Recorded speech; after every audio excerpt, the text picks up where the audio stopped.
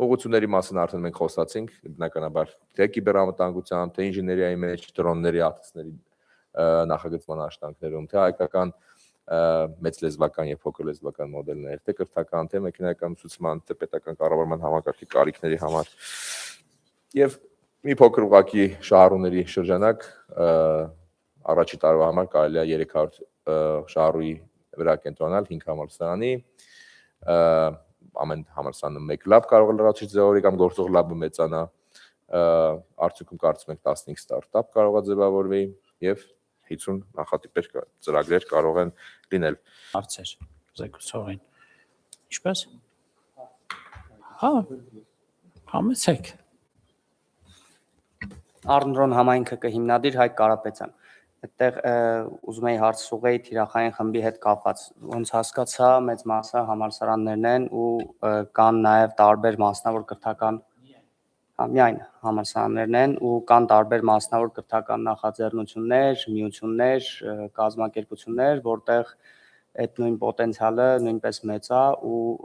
ես մտածում եմ, որ հնարավորություն եթե տրվեր նման կազմակերպություններում նույնպես որ շանս այդ ամեն ինչը զարգացնելու արդյունքը մի քանի անգամ ավելի մեծ կլներ, արդյոք կա այդ հնարավորությունը հետագայում նաև ավելացնել մասնավոր կրթական նախաձեռնությունները կամ կազմակերպությունները, օրինակ ինչպիսին են Թումոն, Արմաթը, միություններ, տարբեր կազմակերպություններ։ Հա, ես կարելի արձագանքեմ։ Քանի որ սա նախագիծ է, հա, քանի որ սա նախագիծ է, ամեն ինչը հնարավոր է։ Կարճ պատասխանը դա է, բայց պետք է իհարկե գնանք նպատակից։ Այս պրոյեկտը, որ մենք ձեզ ներկայացրեցինք, նախագիծը, մենք հղվել է այն բանից, որ էկոհամակարգում նաև տեխնոլոգիական տարբեր փոփոխությունների արդյունքում ակնհայտ է, որ պետք է կարողությունները շարունակաբար լավացնել։ Ու համալսարանական միջավայրը, ակադեմիական միջավայրը այնտեղն է, համալսարանական ես անեցի, բայց ակադեմիական միջավայրը այնտեղն է, որտեղ որ առաջինն է դա ձևավորվում։ Ես նշեցի, որ շատ գնահատում ենք բոլոր այն նախաձեռնությունները, որոնք որ կան դպրոցական մակարդակում։ Ես Step AI-ը, այնտեղ Generation AI-ը, Tumo-ի նախաձեռնությունն է, Armat-ն է, բնականաբար դրանք կան, բայց այդ նախաձեռնությունից հետո, երբ որ երիտասարդները ասենք ավարտում են, հա, այդ բառը եթե ընդունել է, մենք ասենք հետո իրանք ինչ են անելու։ Մենք որոշեցինք այ հոգատարությունը սրա վրա հենց ֆոկուս լինենք, այդ ամփուլն է, երբ որ իրանք արդեն ձևավորվում են որպես պատրաստի մասնագետներ։ Չեմ առարկում կան երիտասարդներ, մասնագետներ, որ մինչև համալսարանն են արդեն շատ ունակություններ ձեռք բերում ու իրանք են արդեն պատրաստի։ Իրանք որ երևի որոշակի իմաստով շատ տաղանդավոր են ու նաև իրանք ունեն որոշակի պրիվիլեգիա, հա, այդպես ասեմ, կյանքում մենք ասենք կենտրոնանում ենք նրանց, ովքեր որ դա չունեն, իսկ այդ բոլոր անհատները, ովքեր որ այդ խմբերում ներառված են, բնականաբար մենք սա նաև սպասում ենք, որ իրանք ստեղից կօգտվեն համալսարանական միջավայրում գտնվելով։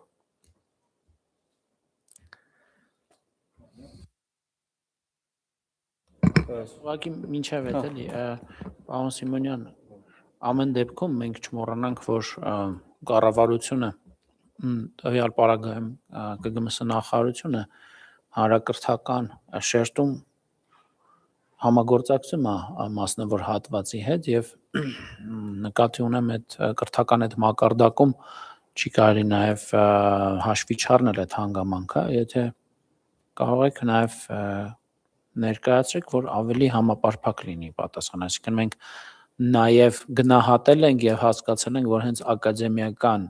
մակարդակում նմանատիպ հիմնարար պետական ծրագրի անհրաժեշտություն կա։ Դա իհարկե չի նշանակում, որ այնինչ անում ենք բավարար է, բայց սա ըստ էության այն մակարդակներ, այն շերտներ, որը դեռևս բաց էր մնում եւ բուհական հատվածին, ակադեմիական հատվածին ինստիտուցիոնալ կերպով աջակցելու եւ ինչ որ իմաստով ուղղորդելու դեպի ԱԲ որոշում է եղել։ Հիմա եթե կարելի է այդ հանրակրթական ծրագրերի մասով անդրադառնանք, նաեւ միգուցե պատեհառիթ chat GPT Edu-ի ծրագիրը ներկայացնենք, որ հասկանալի լինի, որ